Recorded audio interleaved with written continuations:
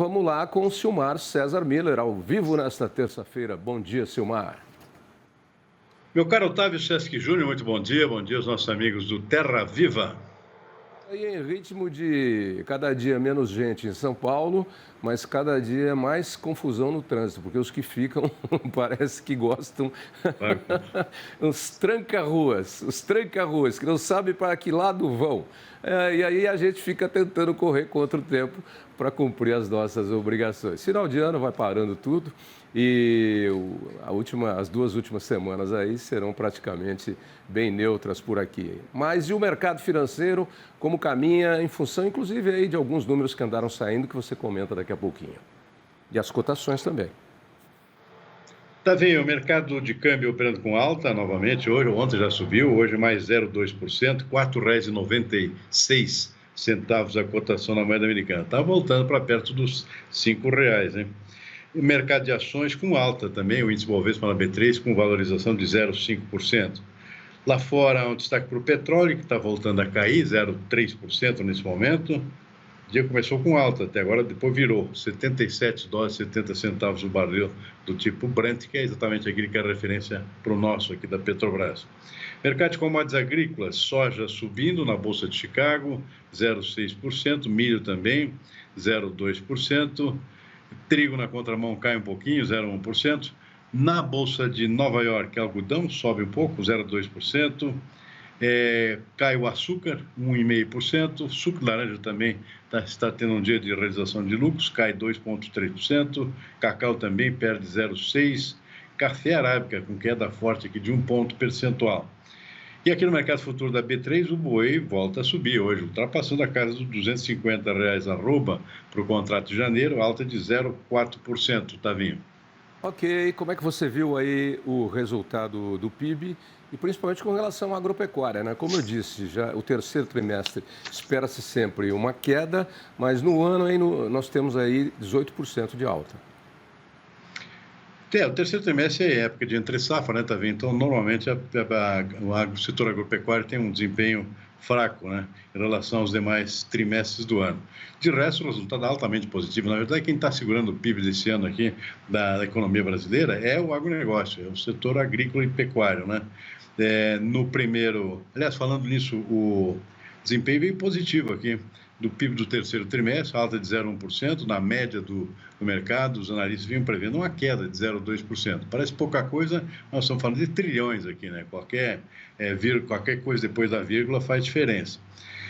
A agropecuária teve uma queda, como a gente viu aqui no terceiro trimestre, é um mês normalmente fraco, queda de 3,3%. Mas o dado positivo é que outros setores estão mostrando um desempenho melhor do que vinham mostrando no início do ano. O setor industrial crescendo, 0,6%, serviços também, 0,6%.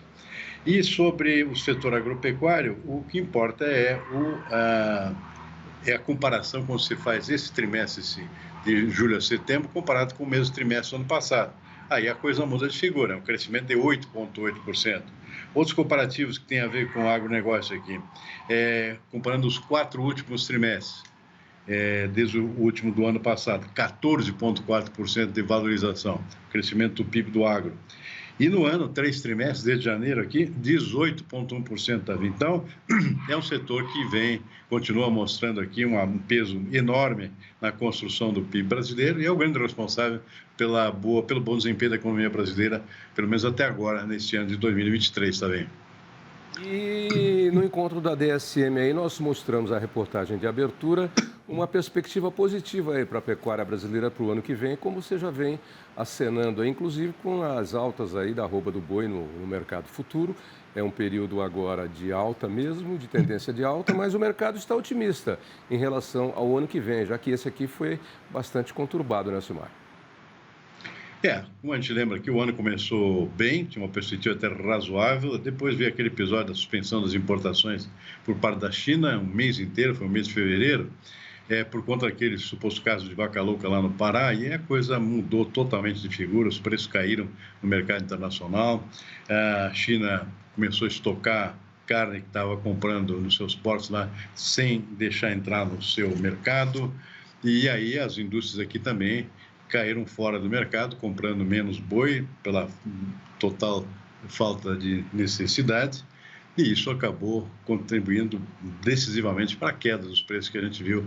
Então, desde o mês de março, uma queda forte dos preços do boi aqui no nosso mercado físico. Os preços saíram lá de uma casa de R$ 300, foi arrancado no início do ano, e chegaram a cair para R$ 180 reais a arroba, né? Foi um tombo, efetivamente, quase a metade. Aí, pouco a pouco, o mercado se recuperando. Esse final de ano agora, estamos chegando aqui, finalmente, voltando para a casa dos R$ 250 a arroba, se considerar aqui o referencial aqui de Araçatuba, no Noroeste Paulista, mas deu uma parada aí, também não avançou muito mais do que isso. O mercado futuro está sinalizando que o ano vai começar com algum aumento a mais do que a gente tem até agora. E é possível realmente, porque realmente houve uma enxugada aqui no rebanho, estamos num período entre safra, a seca deu uma bela estragada aqui nos pastos, atrasou toda a recuperação de pastagem, especialmente no centro-oeste, e tudo isso vai atrasar a recuperação do boi gordo aqui no nosso mercado, especialmente nessa região central do país. Então, a perspectiva de o ano começar com preços bem melhores. Isso para a pecuária bovina de cortes. O setor de leite também é complicado, né? Nós temos um problema estrutural aqui no Brasil, de baixa produtividade em várias regiões do país, e não conseguimos competir com o produto importado. O Brasil tem um certo compromisso aqui de deixar entrar produtos do Mercosul, da Argentina, do Uruguai, que tem uma pecuária de altíssima qualidade, gado europeu, produz 2, 3 vezes mais do que nós, e aí consegue entrar aqui com um preço bem mais barato, achatando o preço interno aqui no Brasil. Pouco a pouco se tenta algumas medidas no sentido de corrigir esse efeito, não está sendo muito proveitoso, não está tendo muito resultado prático nessas medidas de cunho político. Vamos ver agora, o governo finalmente acordou para a necessidade de um plano de longo prazo para recuperar e ampliar a produtividade da pecuária leiteira brasileira. Então, acho que essa é a boa notícia desse final de ano, é um plano efetivo aqui para a gente realmente crescer em termos de produtividade, em termos de tecnologia da nossa pecuária leiteira, tá vendo? Tem tudo para crescer, né? Porque ela é de primeiro mundo, de primeira linha, tem um rebanho excelente, sanidade muito boa, então não tem porquê. São políticas que precisam ser feitas de médio para longo prazo para corrigir aí esses efeitos e essas variantes de marca-passo, né? De sobe e desce do ciclo da produção de leite, né? O custo é muito vulnerável e muito oscilante essa atividade dentro do agronegócio. Agora, de modo geral, ontem nós rodamos uma reportagem aqui sobre Portugal. A economia brasileira precisa acordar aí para suas taxações de impostos e fazer realmente uma reforma tributária, né? Porque na reportagem feita pelo jornalista da Band em Portugal, num restaurante bom você come com 10 euros uma boa comida em Portugal e toma um bom vinho. 10 euros são R$ 56. Aqui você não faz isso, no restaurante bom, é no mínimo 150. E aí o que é? É taxação, é custo de serviço, é oneração por conta de salário, e aí o ganha-ganha acaba um pouco perdido, né? Eu acho que tinha que ter um afunilamento disso para você ter o ganha-ganha em todas as partes, né? Inclusive para o cliente e para o governo. Bom, basicamente é o que vem se arrastando nas discussões no Congresso desde o início do ano, que é a mudança radical aqui na nossa política tributária, né? Ou seja, uma reforma de base aqui. E não está dando muito certo, o pessoal gosta de cobrar imposto, o político vive disso, ou seja, começou com uma proposta muito boa de reduzir a carga tributária brasileira, que é o grande fator que está por trás de tudo isso que você mencionou. Tudo é caro aqui porque o imposto é muito caro. Mas não está tendo o efeito desejado. O próprio Ministério da Fazenda vem reclamando aqui que houve um acréscimo aqui de penduricalhos na proposta de mudança de reforma tributária no Congresso. Até agora não saiu nada, a coisa só piorou em termos de proposta. Vamos ver se até o final do ano isso é aprovado com alguma melhora ainda de última hora. Eu não acredito muito não, tá vendo? Infelizmente, nós vamos ter uma reforma em que vai se diminuir o número de impostos, mas não o valor, não a incidência. E, infelizmente, isso vai continuar bastante caro. Não, porque a gente já comentou várias vezes aqui, a sede dos nossos políticos por dinheiro é insaciável, né? Estão querendo mais dinheiro para o fundo eleitoral. Nós comentamos aqui, até isso aqui outro dia. Precisa mais dinheiro para o fundo eleitoral? Eu acho que não precisa.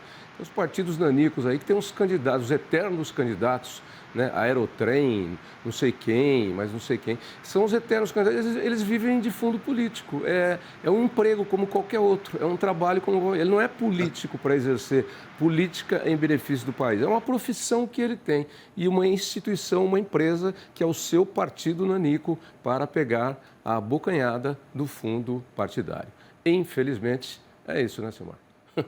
Essa é a nossa realidade política, né? São quantos partidos hoje? Mais de 30, né? Isso não existe em parte nenhuma do mundo, isso é incrível. Isso aí. Tem um monte de nanico lá que é só para comer a nossa grana, né? Via impostos, ficam criando impostos só para se beneficiar. É um absurdo. E para depois fazer conchavos lá para receber verba daqui, verba dali, para satisfazer, etc. e tal. É um negócio como qualquer outro, infelizmente. E lá na Venezuela o Maduro está bravo, hein? Como sempre, dando o seu toque hostil à nação americana. Estados Unidos, não se metam aqui, que esse negócio é nosso. E chama atenção a falta de um posicionamento do presidente Lula, né? É amigo do Maduro lá, mas era na hora de alguma postura um pouco mais forte do Brasil em relação a isso, que, na verdade, é uma ocupação num território vizinho, né? O presidente Lula não se manifestou até agora sobre isso, está chamando a atenção, está pegando muito mal, na verdade. E alguns jornais ainda escrevem, é uma parte do território da Guiana. Essa parte do território da Guiana é praticamente 2/3 do território da Guiana inglesa, 65%. Isso é parte, eu diria que isso aí é uma bocada grande. Só para não deixar passar, a GM aí oferecendo carro zero e salário extra para poder demitir 1.200 funcionários nas fábricas de São Paulo. Na contramão da economia vai a indústria automobilística brasileira, hein, Silmar? Aliás, já está chamando a atenção essa situação da indústria automobilística brasileira não para de cair, né, também. Ou seja, nós deixamos de ser os maiores exportadores aqui na América Latina.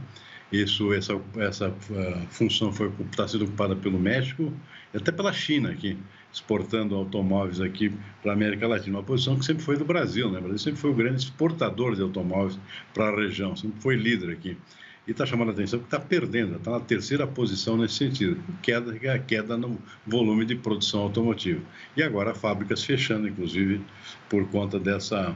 que na verdade é uma falta de competitividade da indústria brasileira, que por sua vez tem raízes também nessa questão da política fiscal brasileira. Ou seja, não dá para continuar produzindo com tanto imposto aqui nesse país, e não só com o tamanho dos impostos, a quantidade de impostos e o emaranhado burocrático que isso gera, né? Gerando necessidade de contratar um monte de funcionários só para calcular imposto, né? É uma coisa impressionante também.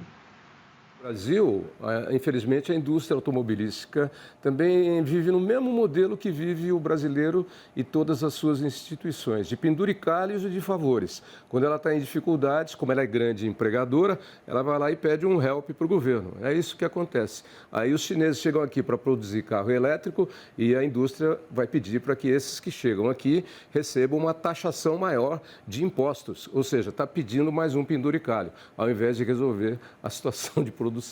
Infelizmente, uma coisa leva a outra.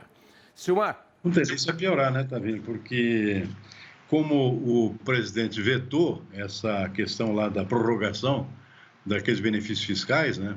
Vai subsídio por outra coisa agora, que não sabe o que é. O fato é que a indústria está fechando, e todas as indústrias que empregam muito, a indústria automobilística é uma delas, né? Está fechando o ano sem qualquer perspectiva do que vai fazer no ano que vem. Não sabe qual é, porque esse é o custo dos impostos que ela paga, porque não tem definição nenhuma, que é pior do que ter alguma, né? Sabe o que faz? Vai acabar fazendo que nem a Ford, fecha e importa tudo, não produz mais, põe todo mundo na rua e aí fica o problema social aí para o governo brasileiro resolver. Infelizmente. Ótima terça-feira para você, com muito calor aqui em São Paulo, tá bom? Igualmente, Tavinho. Até amanhã. Até amanhã.